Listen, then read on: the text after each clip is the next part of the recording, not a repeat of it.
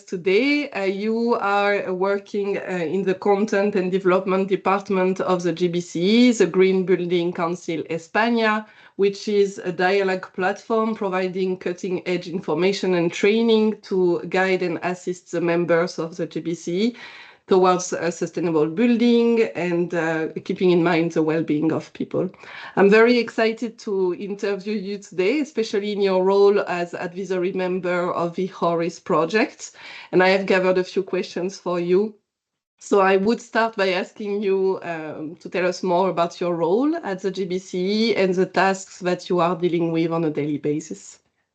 Absolutely. Well, thank you, Marine, and hello. Well, at GBCE, we do many different things.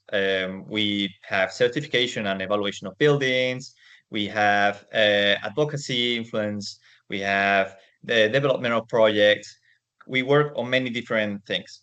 But in my specific case, I work within the projects area of Green Building Council Espana. And there I am mainly involved in projects that are boosting renovation. That's because we have different strategic lines within our organization, and renovation does fit in many of them. It does work for decarbonization of the building sector, but also in increasing quality of life of the inhabitants, increasing jobs and green jobs, etc. So it is a topic that we do work a lot, and specifically myself, I am involved in this area, also as project manager of the EU Peers project. Good to know. Indeed, we have sister projects with EU Peers, as you know, a great project as well. So everything you just said makes a lot of sense. Well, gives us the reasons why you agreed to join HORIS as advisory board member, but I'm curious to hear more from you. So just a reminder that HORIS is a project developing free one-stop shops, so digital platforms to support consumers in renovating their homes in Spain, Italy, and Portugal. And well, as I said, you agreed to join us as advisory board member. So could you tell us more about the reasons why and where the project work connects with yours at the GBC? Well, yeah, as I have mentioned before, our two projects and our works really align together. So the first reason is because we're doing similar things and we have to collaborate. So for us, it's a very unique opportunity to be in contact with other collaborators, with other partners, and to know what you are doing, and also to tell you what we are doing. So it's a very good way to be in touch. But specifically for HORIS, I think there is we have a very high interest in knowing how one-stop shop can be digital. How can all these procedures become digital? And also which is the specific problems, but also the specific benefits that a digital one-stop shop can provide to the Spanish market. You make it a perfect transition to the next question, which is, in the recent years, we've seen various formats of one-stop shops, especially in Spain, where some of the first projects developing one-stop shops were launched. I'm thinking of Opengela, for instance. So we have digital ones, we have in-presence ones. What is your view on this development? Do you think people could also get a bit lost in having too many platforms? And what could we do, all of us, developing these platforms? I'm very happy that you mentioned also Opengela, because we are one of the partners of the project as well. So we know the example very well. And indeed, they were kind of one of the first working on these topics, but since then, a lot of different new projects, new initiatives, municipalities bringing, creating new agencies for renovation at regional level as well. So I guess my feeling about the Spanish market, as you know, we are managing the EU peer community in Spain. So we have kind of a good position to know the broad image, all the different projects, what are the innovations, how things are changing. So I would say that until now, what we have seen is a huge emergence, new projects appearing, new ideas, new concepts. And indeed, we have a lot. We have a lot of knowledge, very dispersed in very different places. So I think that what we have been doing in GBC for the last 1.5 years is try to put all these things together, kind of connect all the dots. So we know each other, we can share knowledge, and from now to the future, what we expect is that the market starts to, instead of emerging, starts converging, right? So now we have had a few years where we have tested some innovations, and we know some works better, some works worse. There are some barriers, there are some benefits. So having the broader image, we can start defining which are the good points to collaborate at. And of course, we've seen local one-stop shops. Municipalities are pushing very hard. Some regions are pushing very hard. But now we have the EPBD context. We have a mandate from the European Union that all member states should have one-stop shops for their citizens. That means that Spanish government with regional governments and local governments should sit together and try to define a framework of collaboration. My idea of that is that we don't need a very strict framework. We don't need that everything is the same, because we have created diversity, and diversity is good. Because renovation is not a thing, it's not a product that can be one unique product. We have many different kind of households, many different kinds of buildings. We have regional differentiations. So we need this diversity to focus on specific things. Each one has to do one specific role in this ecosystem, in this market.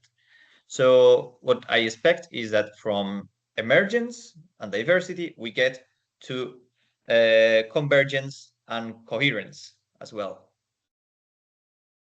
Thanks, Miguel. It's great to hear. I have a question actually on the EPBD and your expectations on the Spanish government, but because you mentioned that, I'm a bit curious to know, are you someone at GBC in touch with the government to work together on these requirements from the EPBD? And for instance, do you go there presenting what the projects have been doing? Because these are not government-led projects. They are funded by the European Commission. So sometimes they are reaching to the national authorities and they know what's happening, but sometimes they probably don't.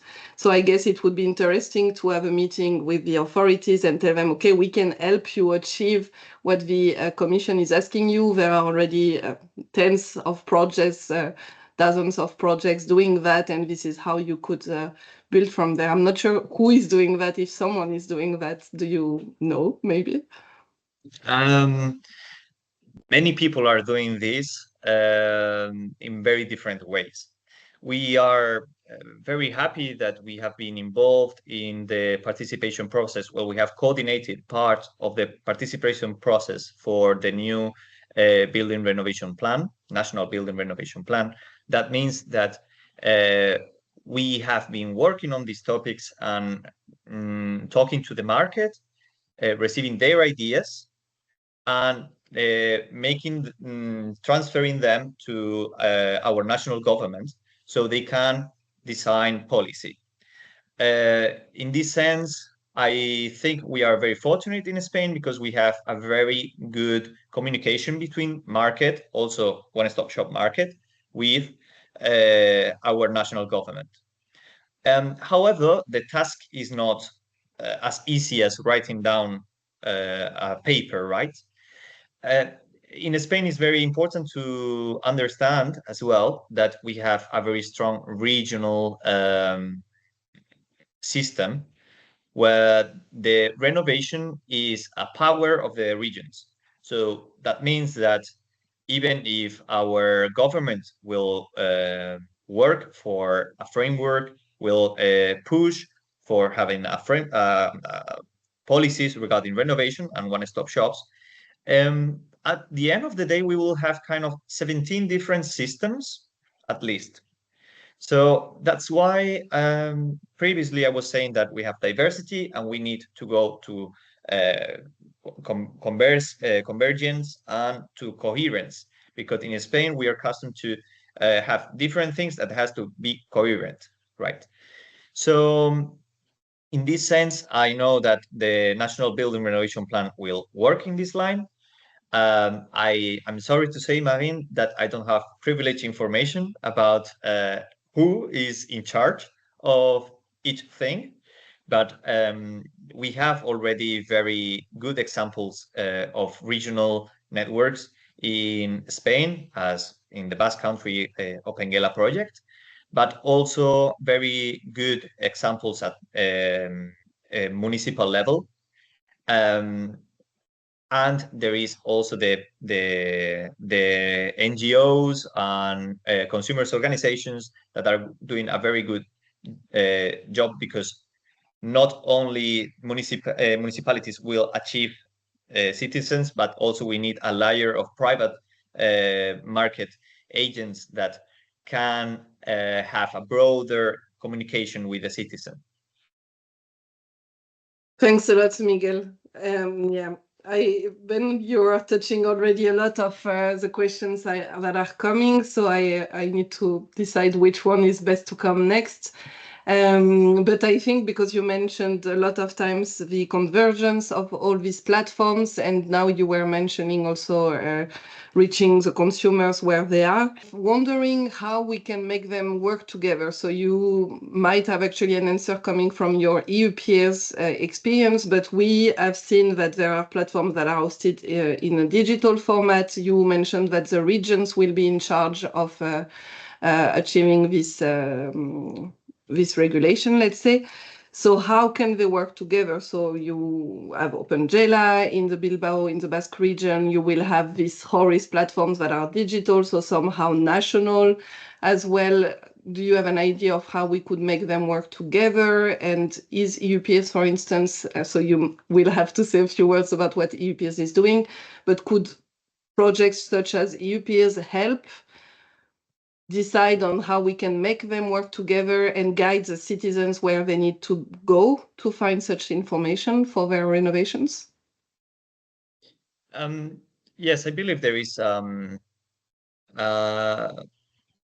We can take action from different projects, and EU Peers is a project. Well, for those who is the first time to hear about this project, it is aim to create an European but also national communities of one-stop shops and renovation practitioners. That means what we aim to do is just sitting in the same table, people who is working on this. Because as we said, there are many people who is starting to deal with renovation, and everyone is in a state of learning by doing. So each one in their own office are having a great knowledge, but sometimes we don't have a place, time where we can share it. So EU Peers, what does is to create a community with online network, but also during meetings, having working groups, etc., to sit together to reflect, hey, what is going to be the renovation market of the future? How are we going to create this ecosystem, these companies, these one-stop shops? So we, as GBCE, we won't say to the market what they should do. We just give them the opportunity to sit together and to have a common voice and a common opinion to achieve these objectives. That said, we have to collaborate between the different market actors, but also public actors and so on. Again, I believe there is room for everyone, because one thing that we haven't done properly yet, and we should do all together, the private sector but the public sector, is to identify who is the client. And I'm using the word client because it's a business model. Um, of course, citizens are the clients, and we have to keep that in mind. Is a societal need, and we have a political mandate to do it, and we have to do it with the citizens. But thinking of them also as clients of a private market, we have to think that the different clients there are, some are vulnerable and the public sector will need to help them. Some are, they do have the money, but maybe they are not convinced. Some have part of the money, but they may need help. Some might be young and they are buying their first house and they will live there for 30 years. Others are old and maybe with 70 years they are not thinking of starting a new work in their house. So we have to do this differentiation, this segmentation of the clients, so we can find the room for everyone. Because I'm sure that one-stop shops that are public, we will need them because they will need to help vulnerable households. But on the other hand, we need the private sector to do this in a very broad way. And I'm thinking on digital platforms to be very useful because they can be very broad. I'm not really sure if a vulnerable household or a very aged person who has never got into internet may be able to use this tool. Maybe it's not useful for them, but I'm sure there is a lot of people who will find a digital platform as HORIS very useful. Mm-hmm. And actually, I'm thinking that's something you mentioned when we both mentioned in the convergence. So this could be, the HORIS tools, for instance, could be used by the on-site one-stop shops because maybe they don't have access to the whole information. So they could also use the tool to do some calculations or to find some of the providers that have been certified actually by HORIS and the consumer organizations, because this is one aspect that we are providing in the tool. We are certifying with our partner Bureau Veritas the providers that we list there. And you mentioned the clients, so this is also an approach that we had in HORIS. Of course, this is a 30-month project, so we had to work on several aspects, and one of them is the business models. What do we do with the platforms when the project ends? So one approach would be that the clients are not anymore the users, the citizens, but they are actually the providers. So the ones who will do the work, and they would be the ones paying in the platform a small fee to be certified, to receive training, and to be there, advised as certified providers to the consumers. We could also imagine that financial institutions could become the clients because they can also, most often, I think, not a lot of people are directly paying for their renovation. They go through financial institutions. So we can imagine different business models, and I think it makes it quite interesting. But now if we go to the platform, we mentioned it a lot of times, so they are actually hosted on the consumer organizations' websites of the 3 countries. So in Spain, it's OCU. What are your views on that? So we are actually quite proud and trust that we trust that it makes it even more trustful for people to visit the platforms. They go to consumer organizations, which are, I think, in most countries regarded as a token of trust. Do you agree with that? And what are your views on this specificity of the HORIS platforms? Yes, I would say that before a household starts a renovation process, there are many previous steps. The first one, and is not evident, is to know that renovation exists, to know that that's an option. And I would say the second one is to trust in who is giving you this information. And currently we are in a moment where there is a lot of information, but also a lot of misinformation. And it is important that we have organizations, institutions that we trust on. That said, consumers' organizations are very powerful because they have been building trust since many years ago. And it's also very important, and I'm very happy that consumers' organizations are focusing also in renovation. That means that they already know, and they have decided to take the next step, that is communicating to their members and communicating to the whole society. I think it is a very important task that institutions that are very worthy and trustful as consumers organizations, but also as municipalities, because in a municipality, if you're a citizen, you can go to your office, you can go to talk to a decision maker, you can talk to your neighbor who knows what is happening in your city. So these kind of actors and stakeholders are going to be very important in the renovation wave, because people are very far away from Europe and very far away sometimes from their national governments. So it is important that we have these intermediates that guides you and take your hand through the whole process, so you can feel supported, so you can have someone to ask the questions, even if they are very evident, very silly, or very basic. You need these answers in order to decide to renovate.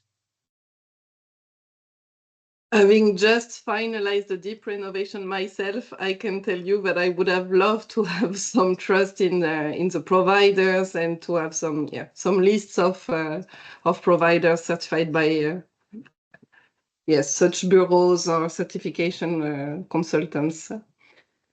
I'm pretty sure, as an advisory board member, you've tested the tool. So this is, of course, a work in progress. We are adding, as we speak, I think it's been launched officially end of May, beginning of June. So since then, we are regularly adding new providers certified. We are already offering them training, as I mentioned, in a lot of aspects. Solar panels, renewables in general, insulation, a lot of different topics that is prepared as well by our partners. But I'm curious to know, yes, if you've tested the platform, what were your thoughts? If you've played it's not available in France, but I tested with fake information or with similar information to my house, but of course it was not giving me the right info. But as you are based in Spain, maybe you've tried with your own information? I did try it a bit. Luckily or not for me, I'm not in a renovation process, so I couldn't try it in a real case. But I've played a bit with it, and I love to use the word play, because I think it's a very playful tool, and that's good. Um, here when you have a renovation process, you will have some people that will come to talk to you.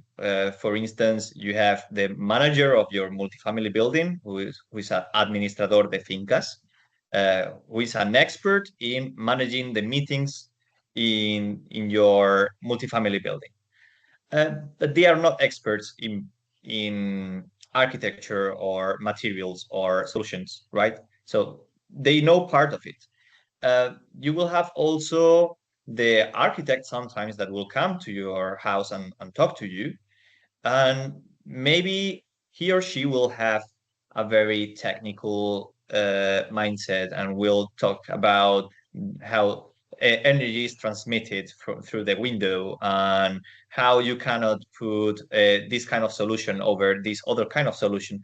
And you may need some time to reflect. You may need some time to understand what is happening, which are the solutions, what does mean this or other solution.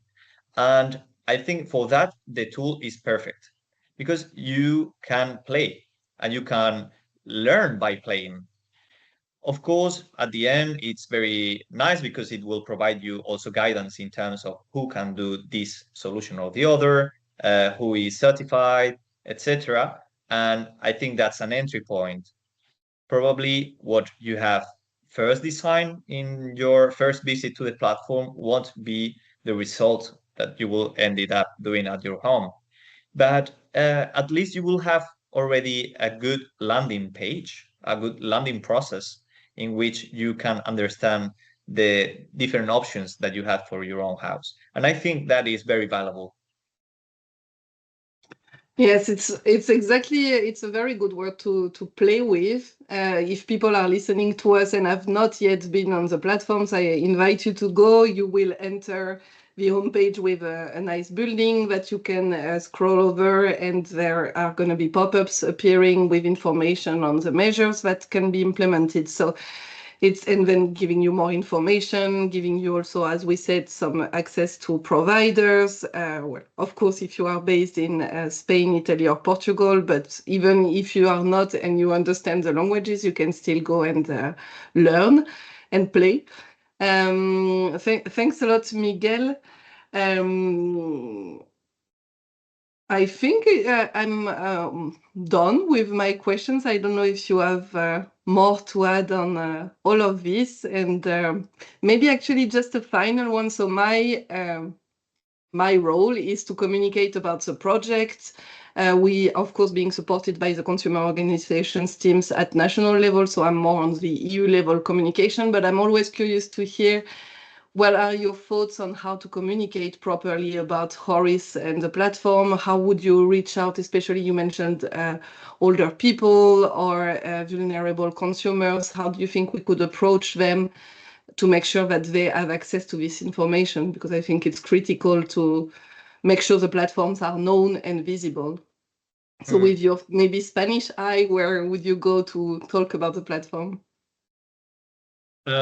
First of all, I'm not an expert at all in communication. I am a technical profile, and I have this problem always. It's difficult for me. I am the architect that goes there and talk about this and all the solution. It's difficult for me sometimes to uh, to talk to the citizens in general, whoever that is, citizenship, right?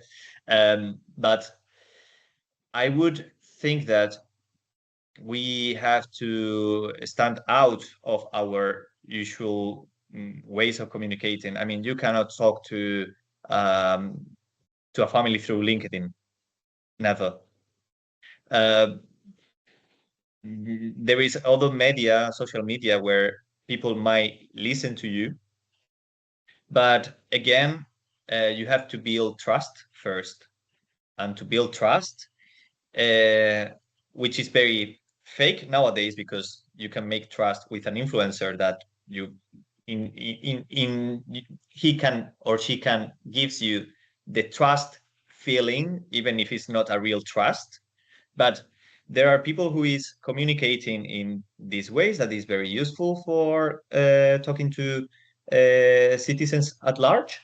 But I think that the most important communication is knocking by the door, and that has to be done with the market, but also with the municipalities, because they are the ones that knows where is the most needed renovation and who you can knock on the door, and maybe to give him a flyer, him or her a flyer, or explaining the process. Um, but for that, it's not a unique voice who has to talk. It has to be thousands of mouths speaking in every town in your country. That's why collaboration is so important, and also having a collaboration that collaboration structures where all these voices can sit together and talk to each other. Yeah, exactly. You mentioned that you have an architect background. I'm thinking the architects, the financial institutions are definitely the ones that can help also with this, I think you say ear to mouth in English, I think, or mouth to mouth, but helping Yeah. us, yeah, make some noise about the platforms. And of course, the people who have tested it have liked it, and we'll talk about it next time they hear someone needs to renovate. Muchas gracias, Miguel. I don't know if you want to say a final word before we close this interview, but that was already great speaking to you. Thanks a lot. Yeah. I will just make a desire for Spain.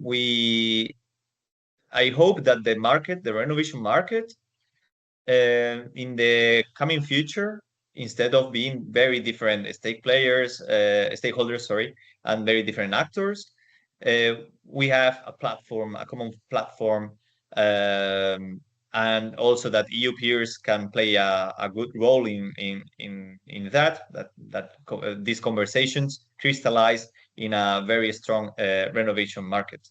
So that is kind of my wish, but also kind of a conclusion. I will also thank you, Marine. Merci beaucoup.